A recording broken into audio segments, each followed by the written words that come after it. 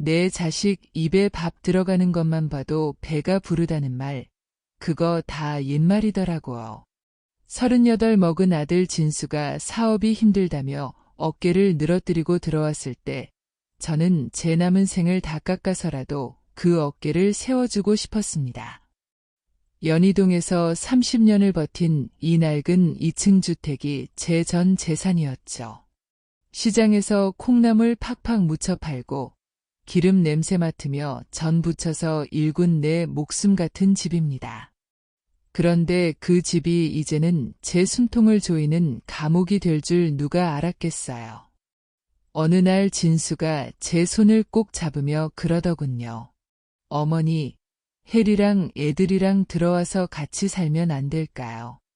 관리비도 아끼고 어머니 적적하시지도 않고요.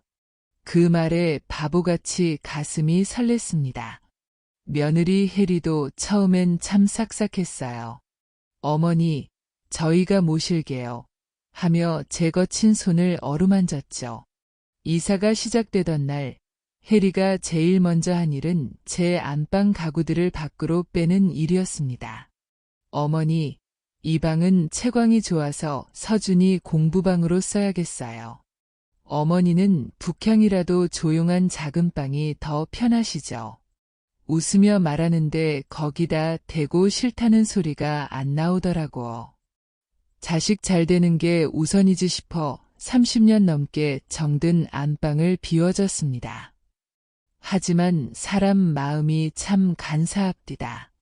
한 달이 지나고 두 달이 지나니 혜리의 말투에서 온기가 싹 가시더군요. 어느 날 거실로 나갔더니 혜리가 코를 킁킁거리며 공기청정기를 강하게 틀었습니다. 어머니, 시장 다녀오시면 옷부터 바로 세탁기에 넣으세요. 집안에 기름찌든 냄새랑 할머니 냄새가 배어서 애정서에 안 좋아요. 그 말을 듣는데 심장이 툭 떨어지는 기분이었죠. 할머니 냄새라니요. 내가 누구 때문에 그 냄새 맡으며 돈을 벌었는데. 거실 소파에 앉아 TV를 보려 해도 혜리는 슬쩍 제 옆을 피해 안방으로 들어가 버립니다. 아들 진수는 그 사이에서 신문만 뒤적이며 못 본 척을 하더군요. 진수야, 너도 내가 불편하니. 목구멍까지 차오른 말을 삼키며 저는 슬그머니 일어나 제 방으로 향했습니다. 방문 고리를 돌리려는데 문 앞에 커다란 종이 상자들이 쌓여 있더군요. 혜리가 제 방 앞에 물건들을 쌓아두기 시작한 겁니다. 어머니, 안 쓰는 짐 좀 여기 둘게요. 방이 좁아도 어머니 혼자 주무시기엔 충분하잖아요. 그 좁은 방 안에서 벽을 보고 누워있자니 천장이 점점 낮아지는 것 같았습니다. 이 집 등기부등본에는 아직 내 이름 석자가 또렷하게 박혀 있는데 예전은 이 집에서 점점 지워지고 있는 걸까요? 벽 너머로 들려오는 며느리와 아들의 웃음소리가 마치 남의 나라 이야기처럼 멀게만 느껴졌습니다. 사람이 제일 서러울 때가 언제인지 아세요? 배고플 때도 아니고 몸이 아플 때도 아니더라고. 내가 분명히 여기 서 있는데 아무도 나를 보지 않을 때, 내 집 거실을 걸어 다니는데도 투명 인간이 된 것 같은 기분이 들 때, 그때는 정말 가슴 속에서 찬바람이 쌩하고 지나갑니다. 어느 목요일이었어요. 평생 정을 나누며 살던 시장계 모임 친구들을 집으로 불렀죠. 그래봐야 서너 명인데 며느리 혜리가 출근하고 나면 적적하니까 커피나 한 잔 마시려고 했거든요. 그런데 그날따라 혜리가 일찍 퇴근해서 돌아왔더라고. 현관문 열리는 소리에 반가워서 나갔는데 혜리 얼굴이 순식간에 일그러지는 걸 봤습니다. 어머니, 제가 외부인 함부로 들이지 말라고 말씀드렸잖아요. 서준이 학원 다녀와서 집중해야 할 시간인데 이렇게 시끄러우면 어떡해요. 친구들 앞에서 대놓고 면박을 주는데 제 얼굴이 화끈거려서 고개를 들 수가 없더군요. 친구들은 미안하다며 도망치듯 나갔고 저는 거실 한복판에 멍하니 서 있었습니다.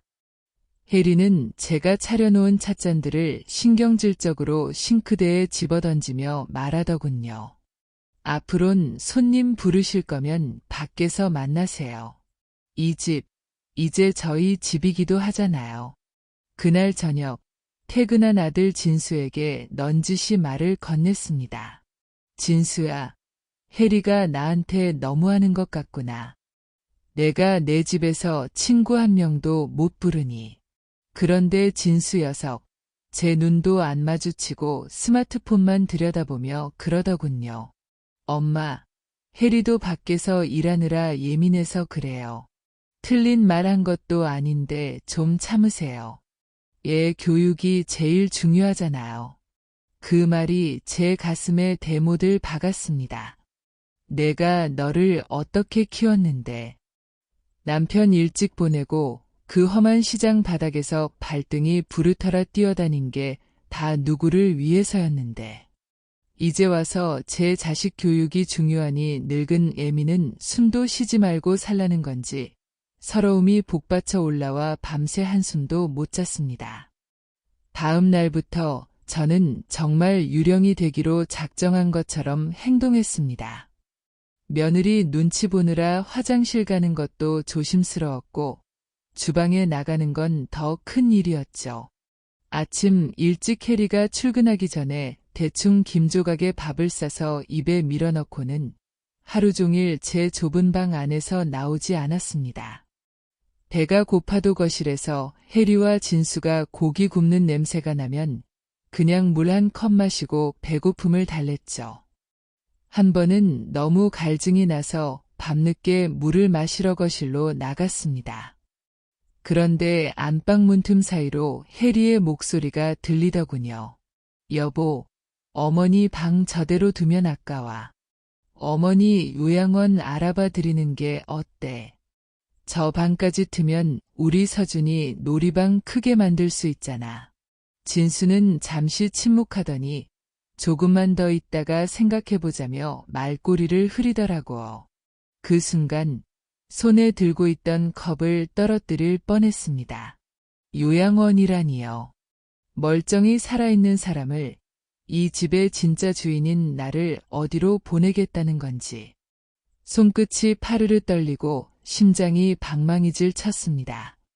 내가 이 집에 쏟은 세월이 얼마인데 저 아이들에게 나는 그저 방 한 칸 차지하는 짐짝에 불과했던 걸까요? 어두운 거실에 홀로 서서 제 그림자를 내려다보는데 그 모습이 너무나도 작고 초라해서 눈물이 왈칵 쏟아졌습니다. 서러움은 익숙해지는 법이 없다더니 명절이 다가올수록 가슴속 응어리는 더 단단해져만 갔습니다. 그래도 명절인데 온 가족이 모여 맛있는 거 나눠 먹으면 서운했던 마음도 좀 녹지 않을까 싶어 시장에서 좋은 고기도 끊어오고 나물도 정성껏 무쳐놨죠. 그런데 명절 전날 저녁 혜리가 제 방 문을 불쑥 열고 들어오더군요. 어머니, 이번 추석엔 친정 부모님이랑 동생네 식구가 저희 집으로 오기로 했어요. 집이 좁아서 북적거리면 어머니도 피곤하실 텐데 이번 기회에 며칠 근처 절에 가서 좀 쉬다 오시는 건 어떠세요? 요즘 템플스테이 같은 거 유행이라면서요. 혜리는 비행기표나 호텔 예약권도 아니고 인근 사찰 팜플렛 하나를 제 무릎 앞에 툭 던졌습니다. 그게 무슨 소리냐고 명절에 내 집을 비우고 어디를 가라는 거냐고 묻고 싶었지만 목소리가 나오지 않았습니다. 혜리는 제 표정은 살피지도 않고 말을 이어가더군요.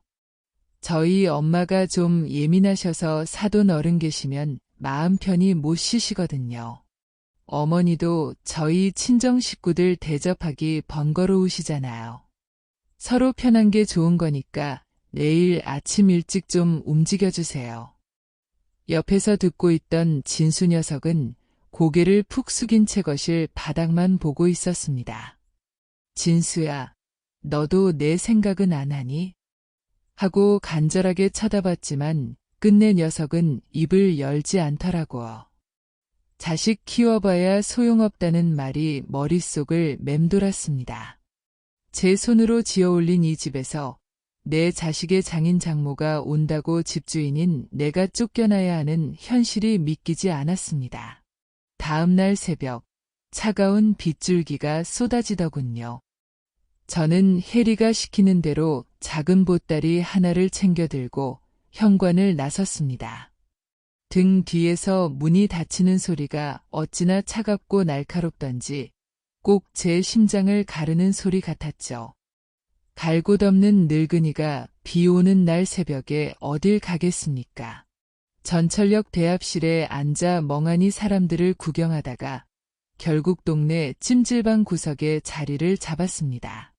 시끄러운 소음 속에서 야른 수건 한 장 덮고 누워있으니 지난 30년 세월이 주마등처럼 스쳐 지나갔습니다. 남편 죽고 혼자 진수를 키우며 이 집을 지키려고 안 해본 일이 없었습니다. 겨울엔 손가락이 얼어 터져도 찬물에 나무를 씻었고 여름엔 불덩이 같은 가마솥 앞에서 전을 부쳤죠. 오직 내 자식 따뜻한 방에서 잠들게 하겠다는 일념 하나로 버텼는데 그 대가가 찜질방 바닥이라니 참 기가 막히더군요. 휴대폰을 열어보니 혜리가 올린 SNS 사진이 떴습니다. 제가 정성껏 묻혀놓은 나물과 고기들이 화려한 그릇에 담겨 있고 혜리의 친정 식구들이 환하게 웃으며 파티를 즐기고 있더군요.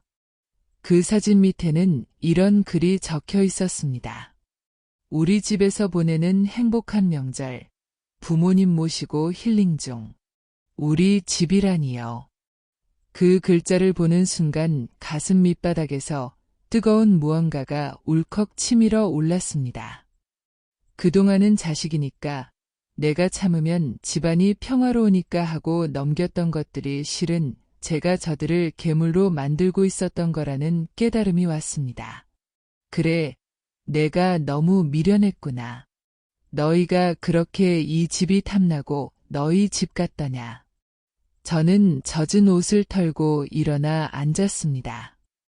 그리고 가방 깊숙이 넣어두었던 낡은 수첩을 꺼냈죠.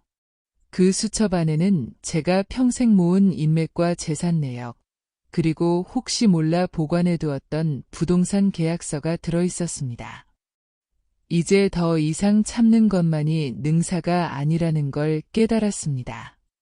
나를 유령 취급하는 저들에게 이 집의 진짜 주인이 누구인지 똑똑히 보여주겠다고 결심했습니다.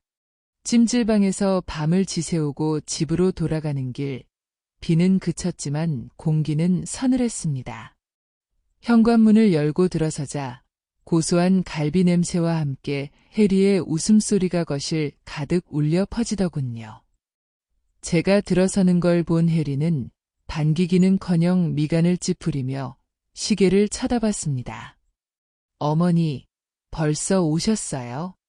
친정 식구들 아직 점심 드시는 중인데 좀 천천히 오시지 그러셨어요. 혜리의 친정 부모는 제 얼굴을 보고도 일어서기는커녕 소파에 깊숙이 앉아 고개만 까딱했습니다.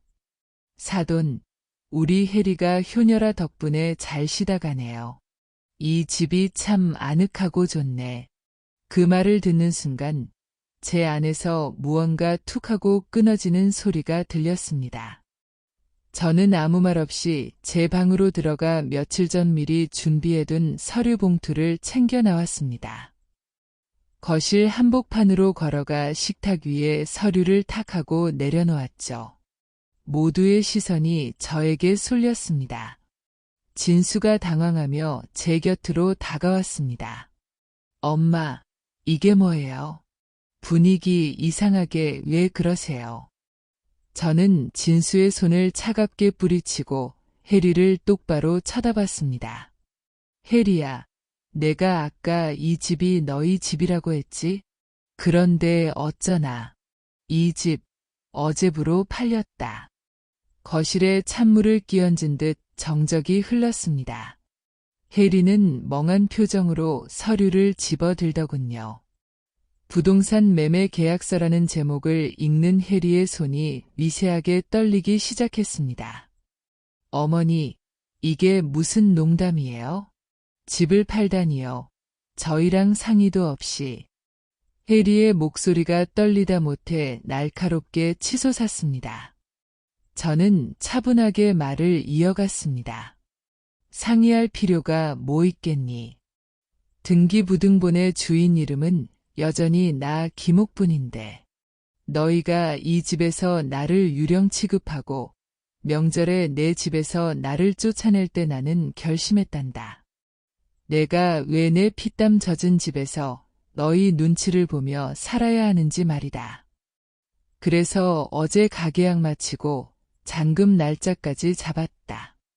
한 달 뒤니까 너희도 슬슬 이사갈 곳 알아봐라. 진수가 제 무릎 아래에 털썩 주저앉았습니다. 엄마, 저희 갈 곳 없는 거 아시잖아요. 사업 망하고 겨우 들어온 건데 지금 나가라면 우린 길바닥에 나앉으라는 소리예요. 진수의 울먹이는 소리에 해리도 정신을 차린 듯 제 팔을 붙잡았습니다. 어머니, 제가 잘못했어요. 어제는 제가 너무 예민해서 실언한 거예요. 제발 취소해 주세요. 네? 저는 해리의 손을 단호하게 떼어냈습니다. 너희가 착각하는 게 하나 있는데 부모가 자식에게 베푸는 건 권리가 아니라 호의란다. 그 호의를 고마워할 줄 모르는 사람들에게 내 노후를 맡길 순 없지. 나는 이미 실버타운 입주 계약까지 마쳤다. 거기 가면 할머니 냄새난다고 눈치 주는 사람도 없고 내 친구들 마음껏 불러서 차 마셔도 되거든. 해리의 친정 부모는 허둥지둥 짐을 챙겨 집을 나섰고 거실에는 당황과 공포에 질린 아들 내에만 남았습니다. 평생을 참아왔던 가슴속 응어리가 한순간에 씻겨 내려가는 기분이었습니다. 울고불고 매달리는 진수와 해리를 뒤로하고 저는 다시 제 방으로 들어왔습니다. 짐은 이미 다 싸두었으니 이제 떠날 일만 남았죠. 처음으로 이 집의 공기가 달콤하게 느껴졌습니다. 이사가는 날 아침 창밖으로 비치던 햇살이 유난히 눈부시더라고요. 한 달 동안 진수와 해리는 제 발치에 매달려 빌고 또 빌었습니다.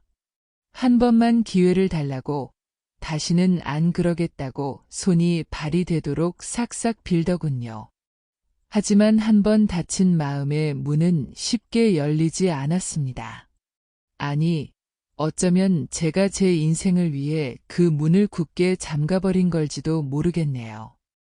거실로 나오니 며느리 해리가 퉁퉁 부은 눈으로 이삿짐 박스를 옮기고 있었습니다. 그 당당하던 기세는 어디 가고 이제는 제 눈치 보기에 급급한 처량한 신세가 되었더군요. 어머니, 정말 이렇게까지 하셔야겠어요? 작은 빌라라도 얻으려면 대출을 얼마나 받아야 하는지 아시잖아요. 해리가 마지막까지 동정심에 호소했지만 저는 담담하게 신발끈을 묶었습니다. 해리야, 살다 보니 깨닫는 게 있더구나. 부모가 자식 뒤만 바라보고 살면 결국 그 자식 등 뒤만 보며 늙어 죽게 된다는 걸 말이다. 너희도 고생을 좀 해봐야 내가 내준 안방이 얼마나 따뜻했는지, 내가 차려준 밥상이 얼마나 귀했는지 알게 되겠지. 저는 고개를 숙인 아들 진수의 어깨를 한번 툭 쳐주고는 뒤도 돌아보지 않고 대문을 나섰습니다. 제가 도착한 곳은 도심 외곽의 깔끔한 실버타운이었습니다. 로비에 들어서자마자 은은한 라벤더 향기가 저를 반기더군요. 제 방은 연희동 집만큼 넓지는 않았지만 커다란 창문 너머로 푸른 산이 한눈에 들어오는 아주 근사한 곳이었습니다. 무엇보다 좋은 건 더 이상 누구의 눈치도 보지 않고 내 마음대로 창문을 열고 내 마음대로 노래를 흥얼거릴 수 있다는 사실이었죠. 입주 첫날 저녁, 식당에서 만난 사람들은 저마다의 사연을 안고 있었지만 표정만큼은 다들 해맑았습니다. 옆자리에 앉은 한 여사님이 저에게 먼저 말을 걸어오더군요. 김 여사님이라고 하셨죠? 여기 오길 참 잘하셨어요. 우리 이제 자식 걱정은 접어두고 우리 인생 삽시다. 그 말 한마디에 가슴 한구석이 찡하면서도 묘한 해방감이 밀려왔습니다. 밤이 깊어 테라스에 앉아 시원한 차 한 잔을 마셨습니다. 휴대폰을 보니 진수에게서 문자가 와 있더군요. 엄마, 좁은 집으로 옮기고 나니 엄마 생각이 많이 나요. 죄송해요. 그 문자를 보고 잠시 눈시울이 붉어졌지만 예전처럼 가슴이 미어지지는 않았습니다. 자식은 자식의 인생을 살고 저는 제 인생을 사는 것뿐이니까요. 저는 휴대폰을 내려놓고 밤하늘의 별을 올려다보았습니다. 평생을 진수 엄마, 시장댁으로 불리며 남을 위해 살았지만 이제야 비로소 김옥분이라는 제 이름 석자를 찾은 기분이 듭니다.